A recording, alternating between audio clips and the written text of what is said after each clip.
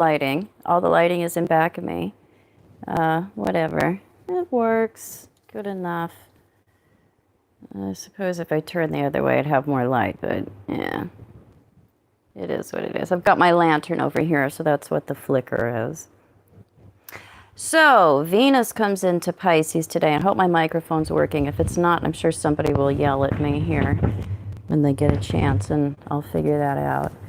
But Venus comes into Pisces today, for a few weeks, and will be conjunct to Saturn right around the eclipse. So that's really interesting because that is something that grounds relationships within the realm of spiritual connections, or what is typically elusive, what may be something that's been out of our grasp, and also relationships that don't have good boundaries, relationships that don't have a good give and take, relationships that maybe haven't been something that have been reciprocal. Those have a chance to become more real or more grounded or more practical. So it's interesting because we do have both the social and sexual planets, Venus and Mars, coming to conjunct Saturn, relatively around the same amount of time. Hey, Monique. So it's a great transit for seeing the big picture, for seeing the best in people. But be careful about falling in love with people's potentials. This is something that Venus in Pisces conjunct to Saturn is really going to teach us. In the early stages of a relationship, or even in a long-term relationship, be very, very careful about falling in love with someone's potential, because that will blind you to the actualities of somebody, their behavior, their actual output.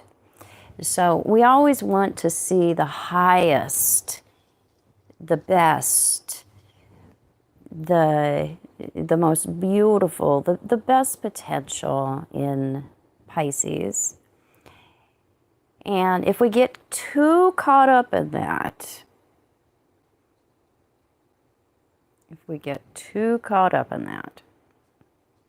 we're ignoring who the person actually is that we're dealing with. We're ignoring the reality of that person, or we're looking past it, or we're discounting it in some way. And it's somebody's behavior that we really need to be judging them by in terms of how we interact with them. Because we may need to protect ourselves in ways that when we look at somebody in their highest potential, that doesn't include needing to protect ourselves. But you have to be very careful about who you're dealing with, even in an intimate relationship. Because if you do not enforce your boundaries, and especially if you do not enforce those boundaries early and set the tone early in a relationship, then you're going to end up getting more of the same. And it can be a really difficult thing to change a pattern over a certain amount of time. And when we have a lot of Neptune in our chart, or a lot of Pisces, and we're dealing with, looking at somebody more through their ideal, the ideal lens, or what we'd like to see, we get lulled into a pattern of allowing things to go, acquiescing, letting things go, stretching our boundaries, not enforcing our boundaries, not being honest about what we want. And usually because we're afraid of losing that person, we're afraid of losing that relationship, but that will keep you from being known.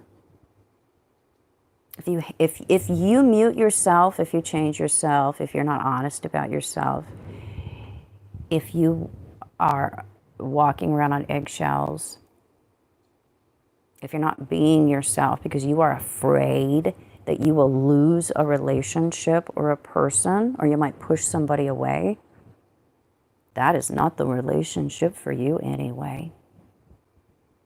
Now, there's a balance between being cooperative and participating in relationship. You know, sometimes we may have to compromise.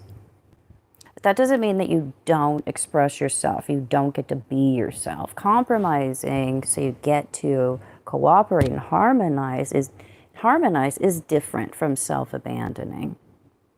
It's different from muting yourself. It's different from not being able to be an authentic expression of yourself. So, as attracted as you are to somebody, as in love as you may be with somebody, as attached as you may be to somebody, if that comes at the cost of what you really want in a relationship or your personal expression, that is not the relationship for you. You will find better. You will. Even if it's the best sex ever. Even if it was the best whatever. Even if it was the best time ever. Even if you have enjoyed the best stuff together ever. You will find better. So Venus in Pisces is going to help us to understand this. Conjunct to Saturn. Because we can allow for, you know, that vision of somebody to exist. You know, seeing them as their best potential and their best light, while at the same time recognizing them for who they are in reality. That's how they're really seen. That's how we're really known. It's our boundaries that define us. It's our actions that define us. It's not our ideals. All right, so I will take only a few questions tonight, but this is not going to be a Q&A because a lot of people have been asking me what if I can do a live or video about what to look for in a partner. And then I have a lot of people asking me too, what do you look for in a partner? So I'm going to combine the two because I think that they are relevant. I could kill two birds with one video here. So I, number one, look for somebody who's emotionally available, because that's the number one thing I'm looking for is emotional connection in a relationship. I want somebody who wants to share their feelings with me and wants me to really know who they are, that they aren't afraid to have their authentic yes be an authentic yes and their authentic no be an authentic no. I want somebody who's not afraid to be themselves at the expense of losing me, because I will understand. You know, it's going to be very hard to lose me if I'm attracted to you, if you're a good guy, if we have good things going on, if you happen to be honest with me. You ain't gonna lose me. That's what builds intimacy. So much of the time we're so afraid, you know, we're so afraid, especially if we have avoidance in our personality like I do. We're so afraid to really show who we are because we do not want to be rejected. And so much of the time we don't really know who we are when we're dealing with avoidance issues or attachment issues or even anxiousness. We may not know what we really want, or, you know, what some of the authentic pockets of our personality, you know, really are. You know, and I don't mind having, you know, helping somebody explore that. Because I think many of us are really wrestling with that. You know, you don't have to come to me, you know, completely bare. I still deal with some authenticity stuff sometimes too. But I would hope that somebody would also want to know me well enough to be able to help me work through that too. So, I don't mind seeing somebody's flaws.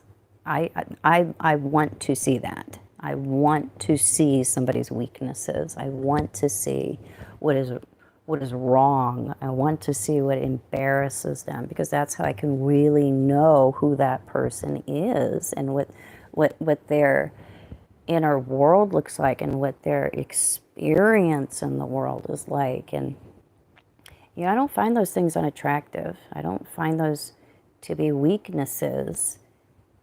When somebody, shares their flaws. I once dated a, not too long ago, supremely intelligent man. And, just extremely, extremely intelligent. He shared with me that he doesn't really feel like he's a smart person. And I just thought that was so endearing. It's, because I can deal with that too. One of my biggest fears is being seen as an idiot. I really avoid that. Virgo hates that. Oh, God, it's like a nightmare for Virgo. I got a lot of Virgo in my chart. So, somebody who's willing to show me their flaws, that's really important to me, because I want to know what someone's internal world is like. And I want to be able to share that with someone else and have them be genuinely interested in that, genuinely interested in what goes on with me, and what does my personal experience look like being in the world. Because intimacy is really built through opening your vault. And the vault is going to be open slowly in a healthy relationship. It's not going to just be flung open wide. That's usually an expression of love bombing, or insecurity in some way, and it's going to take some time, sometimes years, to really access some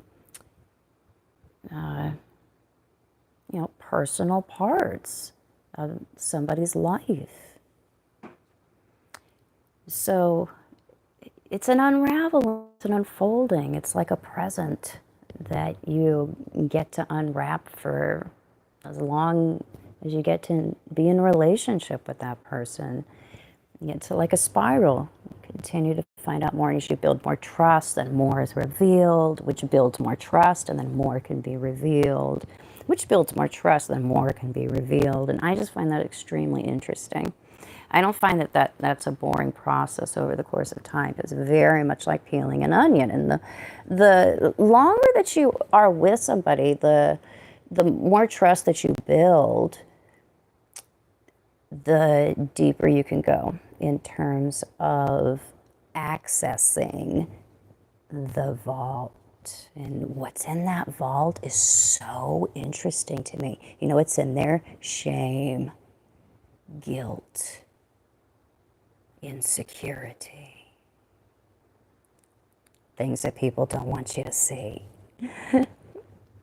But that's what makes people so interesting. It's not what they do right all the time. Those things are great, but that's usually what we get to see the most of. What's hidden, those are the precious things. Those are things that most anybody in the world would never get to see. That's why they are precious. So that's the first thing I look for is somebody that's willing to be naked in front of me. Because I'm willing to do that. I'm willing to be rejected.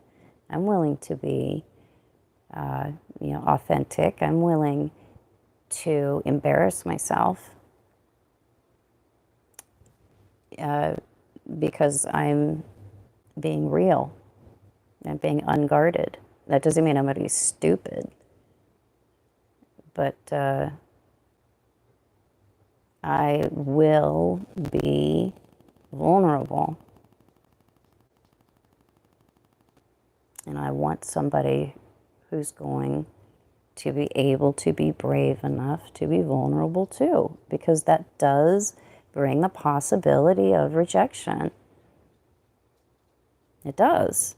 And if you can't handle that, and that doesn't mean I'm not going to react to rejection. That doesn't mean I like it. That doesn't mean that I can't be upset. Usually I'm okay with it unless I feel like there's disrespect involved, and then I may not take to it kindly. But most of the time, dating is just a process of trying somebody on, wearing them around for a while, seeing if it works. And sometimes it does, and sometimes it doesn't. And it doesn't mean that either one of you is right or wrong or good or bad. It just isn't a good fit.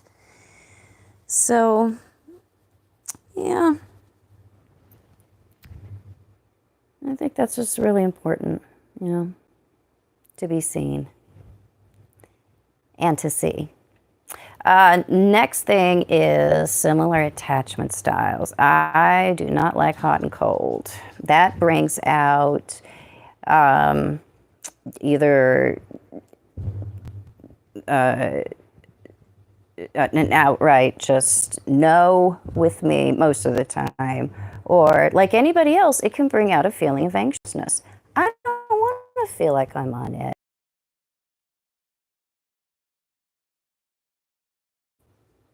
That I'm safe in a relationship, and continuity is part of that.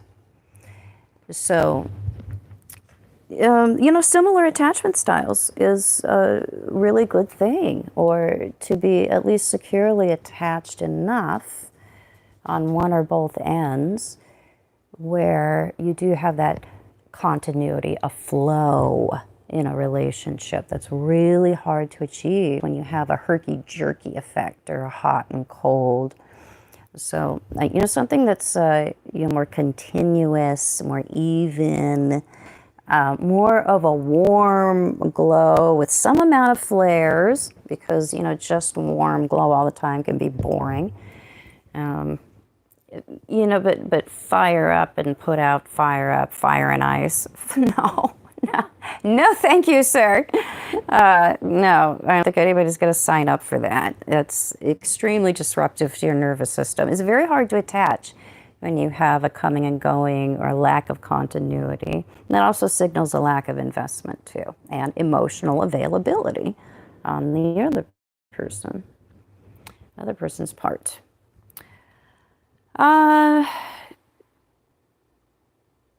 So a kind person. I just lost my connection there for a second. Might happen again. A nice person. I think kindness is important. And somebody is not just kind to me, but is kind to other people. And that's something to look for too in the early stages of a relationship. If somebody is kind and nice to you and treats you well, but treats the people around you badly, or is short with people around you, or treats staff or service people badly, you're next. I guarantee you are next. When you become everybody else, just like you will, you are next. And also pay attention to how people talk about other people. How do they talk about their ex? How do they talk about people at large? How do they talk? What is their opinion of humanity? If you're hearing negative things, that's something you're going to want to pay attention to. So, somebody that has a history of, good relationships, or, at least doesn't have a lot of people that want to kill them, or hasn't left a wake of really bad karma or broken hearts behind them. Yeah, that's a good sign in a person.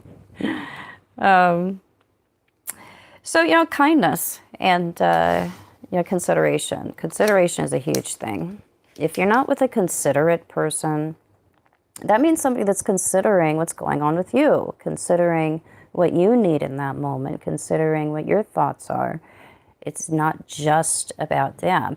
You do need to put yourself first overall in a relationship.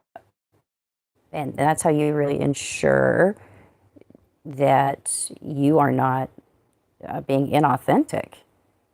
Your yes is a real yes. Your no is a real no. If you put yourself first, then you can authentically show up in a way where you can share yourself without resent aggressions, because you couldn't say what you really meant, but you're going to behave it out in such a way you're going to get a reaction out of the other person. So I think it's really important to to be able to be really honest. And that makes it possible to be considerate, makes it possible to be kind in a way that's really authentic. I don't want somebody doing things for me that they don't want to do. I don't want somebody going outside of what is really good for them in order to serve me. That is extremely unattractive. So if somebody is kind to themselves, somebody that is considerate with themselves and that really knows, what their own needs are and what their own wants are and is able to tend to that. And I think that's a precursor. That's a Pomeranian sneezing over there. It's a precursor to kindness and consideration for somebody else. So, no passive aggression. No. Be kind to yourself first, and then you don't have to be passive aggressive. Violet, really? It's all the sneezing and hacking over here. Let's see. You know what? I made some notes because I was thinking about this.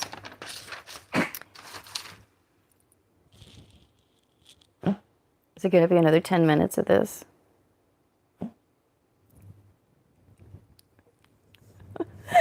She keeps going and going and going. What? Why? Somebody that enjoys the same things as I do.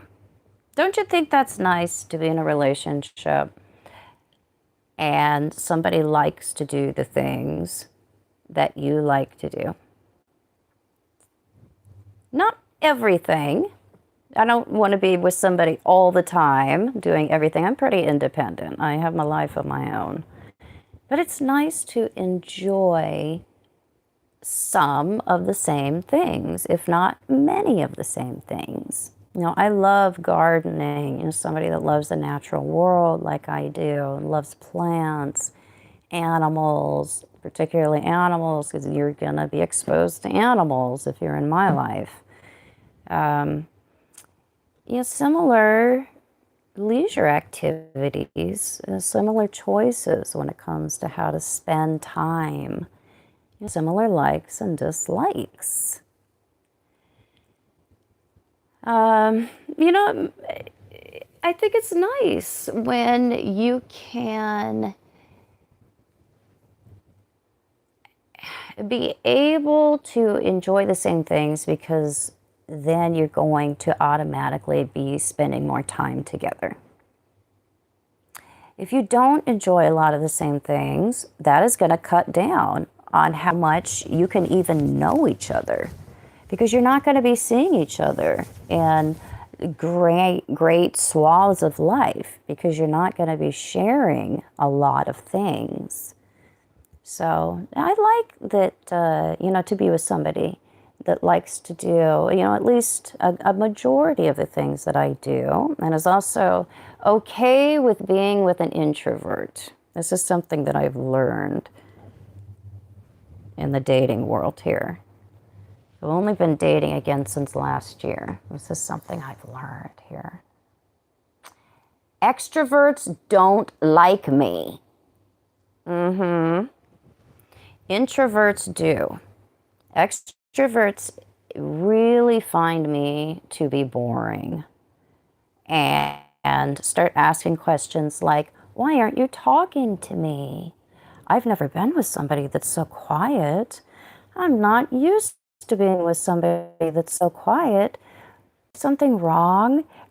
Introverts never ask those kinds of questions because we have very similar lulls in conversation. We'll both fall into quietness. In a similar cadence, where extroverts, it's much more of a continuous conversation. It's much more of a continuous interaction that they're going for. So it's kind of like being with an ENFP all the time. Oh my God, can only take so much. I love you, ENFPs. I do. But it's a lot. It's a lot when it comes to the conversation. So yeah, extroverts are good. They do get me out of the house.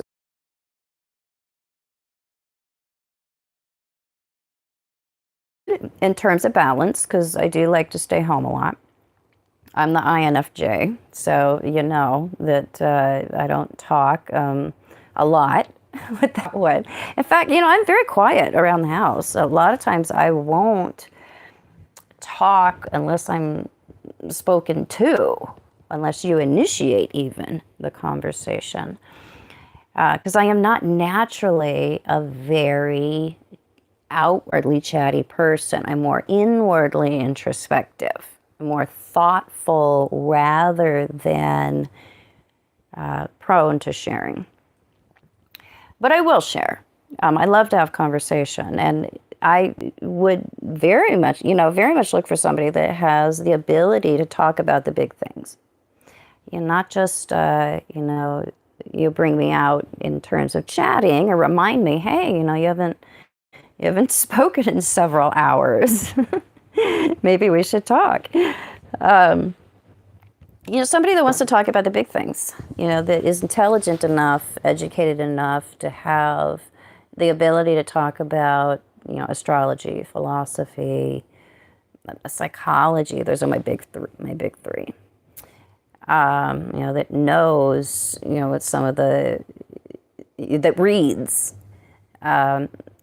preferably a lot, that has an idea of, the topics that I'm interested in. It's good to be with somebody that, has a different background. That can be awesome in terms of being able to teach each other things. When you bring different things to the table, it can be very educational. But I also like to be able to have conversations that, encompass the bigger questions in life or the bigger things in life, deep things. So not just emotional things, but, things that are about, the secrets of the universe and reality and what's behind everything. And, all of that is really, really interesting to me. That's why I really, really love getting together with all of my brothers. They all bring that out in me. We get to talk about things that I would say are unusual. So similar ideology. That's another thing that I think is important. We don't have to believe the same things. I can even be with somebody that has, different political opinions than I do. It's easier if we're aligned ideologically or politically. It just makes things easier. But it does, I think that you can love somebody who thinks differently than you do. And if you can agree on a ethical code of conduct, then I think that there's a lot of room for disagreement when it comes to ideas about, politics or morality or religion. You can have those differences if you can, have that basic agreement about behavior and what constitutes, the rules of conduct and morality and ethics within that relationship. So that is not a tank. That is a grow light with roses and cactus and some boxwoods underneath it. It looks like a tank from that view, doesn't it? But I am not good with fish. Maybe I should aspire to become good with fish, but I am a fish murderer. Maybe I've gotten better as I've gotten older. I haven't tried it in a few decades, so yeah, maybe. I'll see. No, I don't have sharks. Try not to date them either. So, yeah, philosophical ideals, moral viewpoints, that's nice if you can agree on those things, but it's not necessary as long as you're not going to argue. And you don't create a feeling of disgust within each other. That's really not a good thing in a relationship. That can happen if you have, really big divisions in ethical ideals or morality. It can bring up a feeling of disrespect or disgust for, one or both partners. So nice if that can be avoided, and not something I'm looking for. Yeah, arguments are healthy. Yeah, arguments are healthy, but you have to look at it in terms of weight. If that's all you're doing, and if you're in a relationship but there's more disagreement than agreement, then no, that's not for me. I'm in a relationship for peace, for emotional connectivity, and for good sex. So what else am I looking for? Somebody who is accountable. I think this is important. Somebody who is used to taking responsibility for his actions and isn't a complainer about where he is in life, that is motivated to make whatever changes he needs to make, that doesn't blame the world, doesn't blame the environment, isn't angry at society, is able to motivate himself to fix his issues. So somebody that's a problem solver, that finds solutions, that isn't looking to others to fix him or to fix his issues. He is motivated to find solutions. A certain amount of motivation in a man is good. When it comes to taking care of his own stuff and taking responsibility, for his own life and his own actions. That's going to be a big thing. I think it's a real turnoff when you're with a man and he doesn't see that he is often the root of his own issues or can't find solutions to his own issues or spinning his wheels in terms of cyclical problems. I'm 49 years old. You should be able to solve our issues at this age, and I am not perfect. Oh my God, no. No. But I do enjoy having a relationship with somebody that is able to take responsibility for the course of their own life and where they are, and for their own actions and their own behavior. That is extremely attractive because it signals maturity, and it's a kingly aspect for a man to have. Somebody is able to handle conflict. That's also a really big thing. I think it's extremely important. And I think this goes also to what I was talking to in the beginning when it comes to attachment styles. If we're struggling with difficulty in our attachment style, we're probably going to be conflict avoidant, at least to a certain degree. I don't like conflict. I do not. I do not.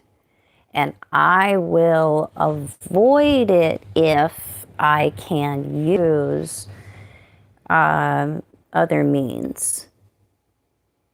But if conflict is necessary, it will happen. That didn't used to be the case with me. I used to do everything I could to completely avoid it. And you know what happened?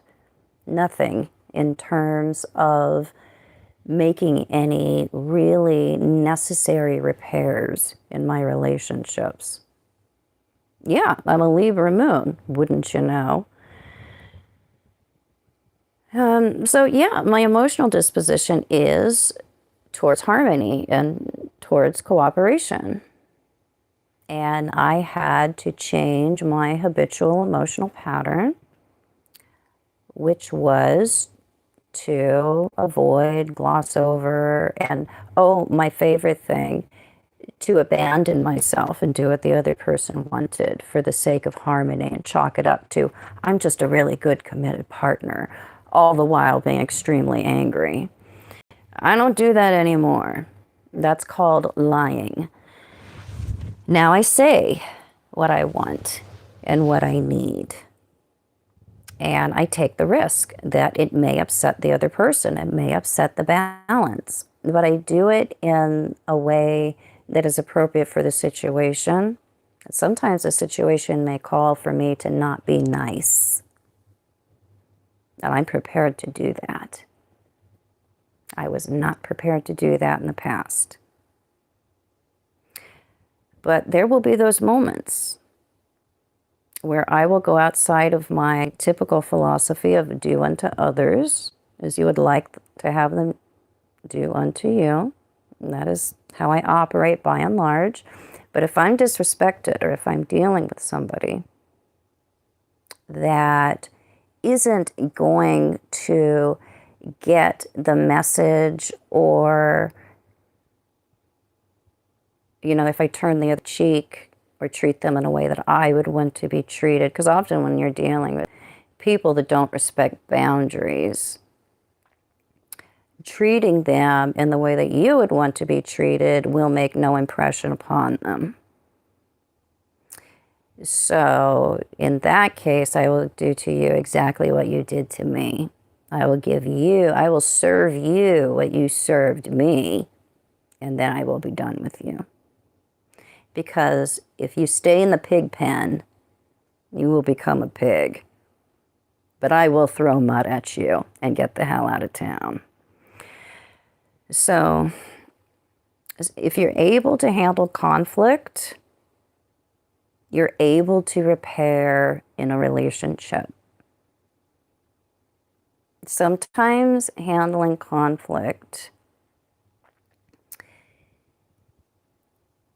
means that you are going to have to withstand somebody expressing some things to you or reflecting some things to you that are really uncomfortable. And to the degree that you can handle your own feelings, or you can allow those things to come into up in yourself, is the degree that you can allow the other person to be completely expressive about what's going on with them. So in the early stages of a relationship, if I see avoidance, if I see that, if I see I'm not being, respected, I'm not being responded to, I'm not being valued in a way that makes sense to me, in a way that I want to be valued, in a way that I'm looking to be valued, because somebody else's definition of value can be very different from mine. And that doesn't mean that they're a bad person or they want wrong things. They just don't value me in the way that I want to be valued and treated in a relationship. So being good at handling conflict makes it possible to make those things known in the early stages of a relationship. Because oftentimes, we're setting the tone if we aren't being really honest about what we expect and what our standard is. And if we are letting things go too much, or if we are caving, or if we're being quiet, or if we are, just not being real about what we want, what we need, and who we are, we're setting the stage for further problems down the line. So we have to be good at conflict so we can keep ourselves out of relationships, even in the very beginning stages, that may not be good for us. We don't want to get trapped.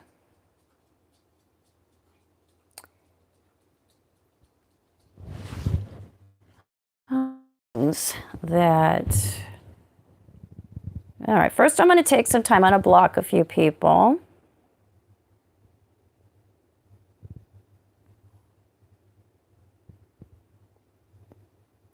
Hold on. Let's block here. Just get rid of some people.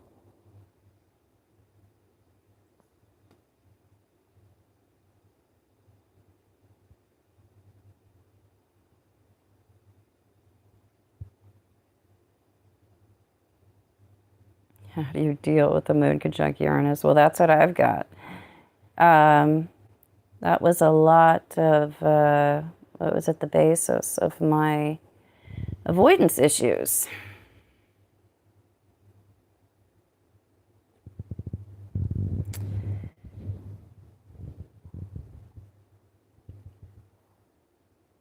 Alrighty, so let's look at what other things are important in a partner. What does Jewel look for in a partner? You know what? Somebody who wants to spend time with me. That is important. I do not dig a relationship with somebody that doesn't have time for me, because I have time for them. I'm at a stage in my life.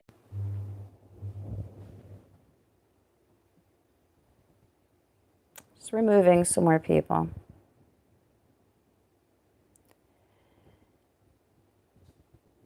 Alrighty, so, somebody that wants to spend time with me.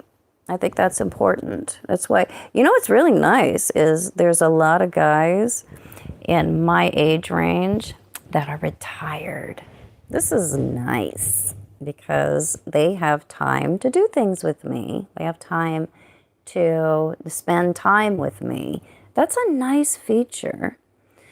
And I don't want to be with somebody all the time because I have things going on. I don't even need to talk to you every day. We don't need to text every day. But I do like to feel like somebody is connected with me. I don't like, the big gaps. And, somebody that's around, somebody that likes to, spend actual hours together. My love language is quality time, physical touch. I'm pretty easy. So, yeah, I like being with somebody. I like being around somebody. I don't want a long distance relationship. I like to be in someone's presence. And that's hard to do if somebody's focused too much on their external life or what they've already got going on. And of course, somebody's going to have a life. It's not attractive for somebody to want to be around me all the time. That's going to drive me crazy. That will drive me crazy. But I also want to feel like somebody is a part of my life. And that is going to require time and attention. Alrighty, what else?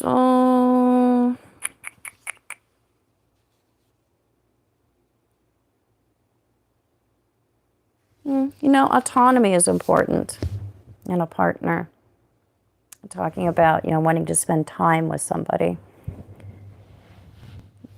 But I think it's also really important to look for somebody who has the ability to entertain themselves. There's a balance here between time spent and finding somebody that is able to soothe themselves, that has their own life, that has their own interests, that has their own way to fulfill themselves. Because I think that in all relationships, we do want to feel like we're important. We want to feel like we're needed. We want to feel like we're wanted. Maybe not so much needed as wanted. But we also to be clingy. And I think that's where it's very good to find somebody that has a healthy amount of autonomy within them to begin with, and is also able to make time for you. And on top of that, I don't even want somebody to make time for me. I want them to have time for me. The making time, that's bullshit. That's for people who have more going on than I do. I have, time to focus on somebody. Maybe you don't. Maybe you're in a stage of life where more of your attention is going towards building your business or handling your children, or dealing with aging parents. That's not where I am right now. So finding somebody that has a similar expectation about what time spent versus autonomy is, that is in a similar frame as you, a similar stage of life when it comes to that kind of give and take. I think that's really important. Oh, what else? What else is important? Notice I didn't say anything about looks or income. I don't care. Do not care. Don't care about height. Don't care if you're bald. Doesn't matter. That never matters to me. I don't even have a type.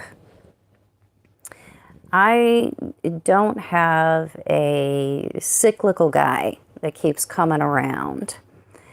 I look more for, at the individual. I don't look for somebody that fits what it is that I'm typically attracted to.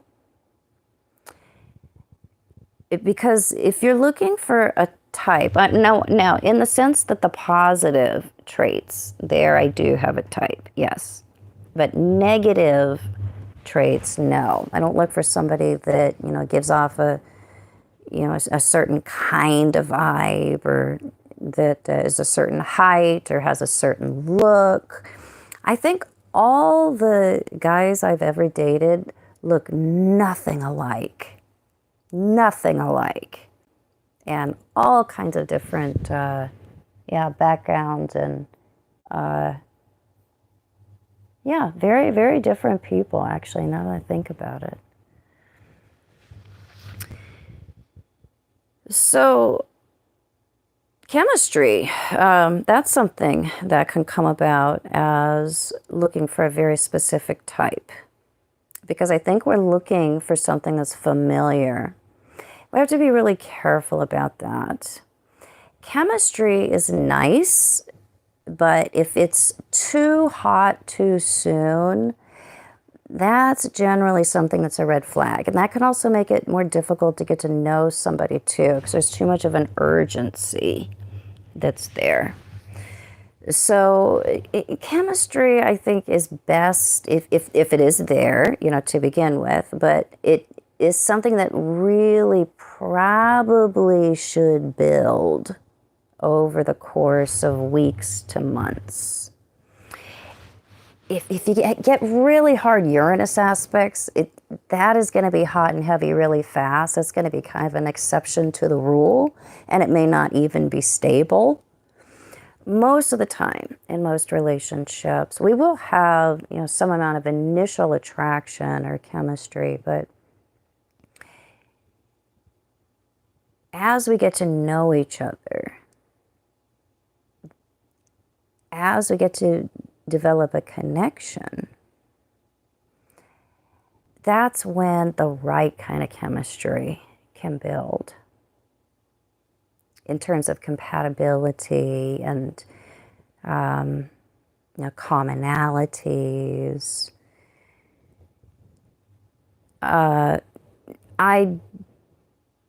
Underground, that's a good question. Do I believe at love at first sight? Well, I have had an exact Venus-Uranus conjunction. I believe in chemistry at first sight.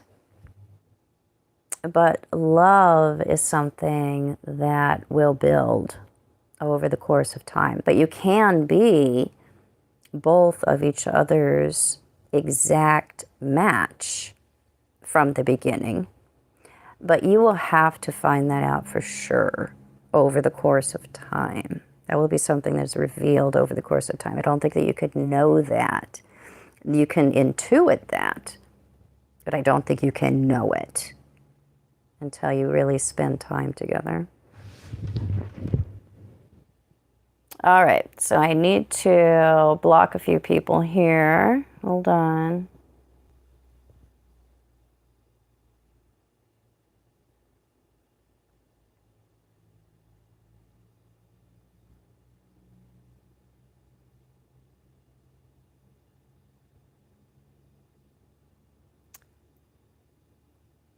All righty.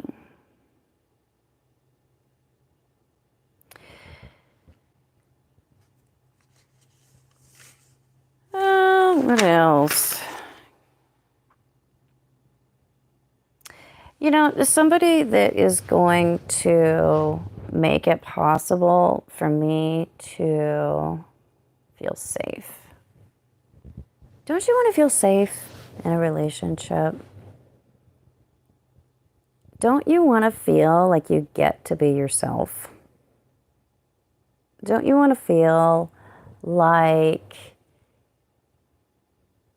you have peace in a relationship? You may not find that in a high chemistry relationship, but you will find that in a relationship where there is a lot of compatibility or emotional compatibility. And emotional compatibility, that's the number one thing Jewel looks for.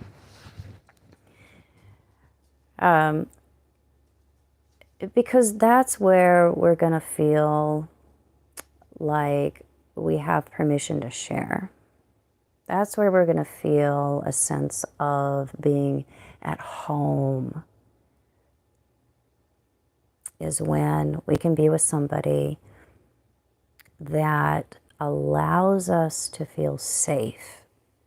Many times in an abusive relationship or a platonic relationship or a relationship that's just about chemistry, you're not going to be allowed to feel safe. That will be withheld from you. There's a lot of things that might be withheld: attention, safety, sex, affection. I'm not into withholding. I want a generous partner. Somebody that's not going to use sex against me. It's not going to use desire against me. That's not going to use anything against me. Because there's nothing to be afraid of here. So I am prepared to make somebody feel safe and to provide that safe space. I think it's important that we look for somebody that is also prepared and equipped to do that. Because just because we have a desire, just because we have an aspiration, just because we see ourselves as being able to do something or wanting to do something, it doesn't mean we can do it. It doesn't mean that we're actually prepared to do that. So we have to be careful about who we choose in terms of capacity to be able to provide the climate that we need in order to have safety and security develop. Because that will be something that happens over the course of time. So it's a process, building safety and security in a relationship. And if with somebody who is emotionally unavailable, they will necessarily get in the way of that safety and that security developing. There'll be myriad ways of doing that, either sabotaging the relationship or just not participating, or not sharing, not being authentic. So when you're with somebody that is really able to provide that nest, that place of safety, that really feels like home to you, it may not be a relationship where there are significant, exciting peaks and valleys. It's not something that your nervous system is going to get a charge out of. You're probably going to end up relaxing over the course of time. And some people can look at relationships like that as boring. They can look at relationships like that as unsuccessful or as unfulfilling.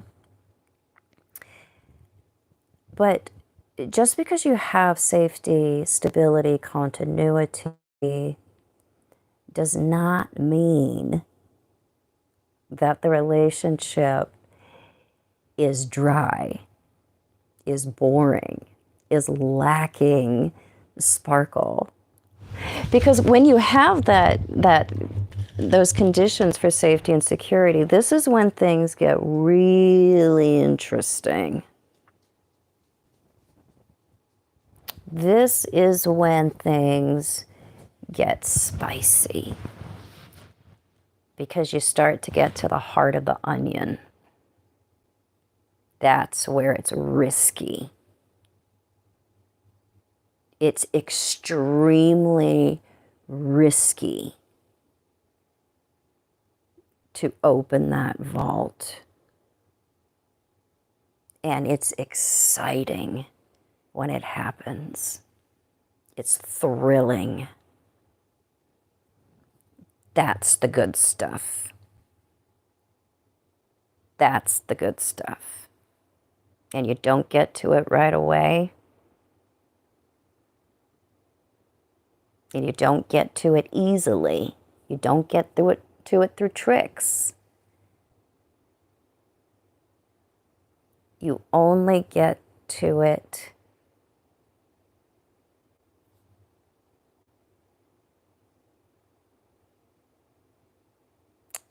by being able to do it,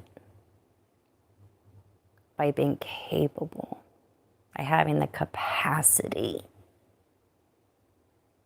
to show yourself. And that's when you really get to the heart of the onion. And things get risky.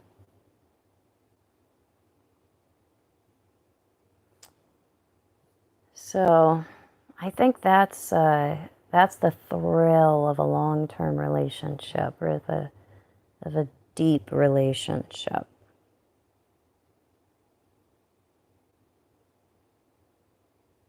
That's the thrill of it.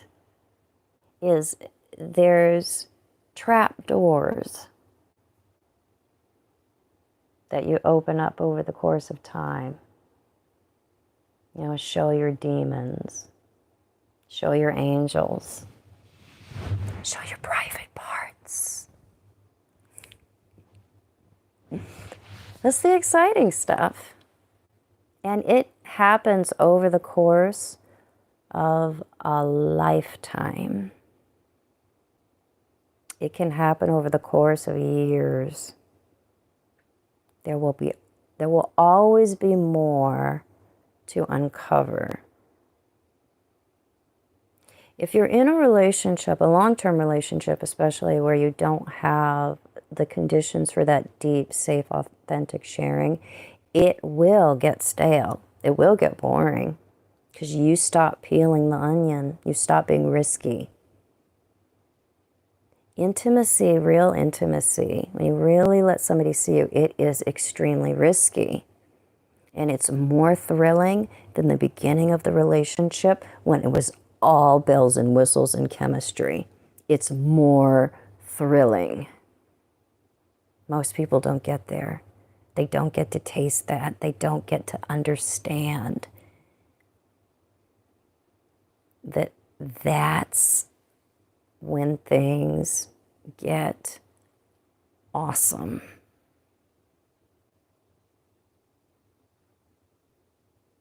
But you have to be prepared to put in the effort and the work in order to build that nest where you can lay risky eggs of intimacy. Alrighty, so I think I'll wrap up there for now. I am starting to lose my voice, and I am gonna finish my tea, pet my dogs, have some dinner, and go interact with my family for a while. So I'll probably see you guys at some point tomorrow. Until then, bye-bye.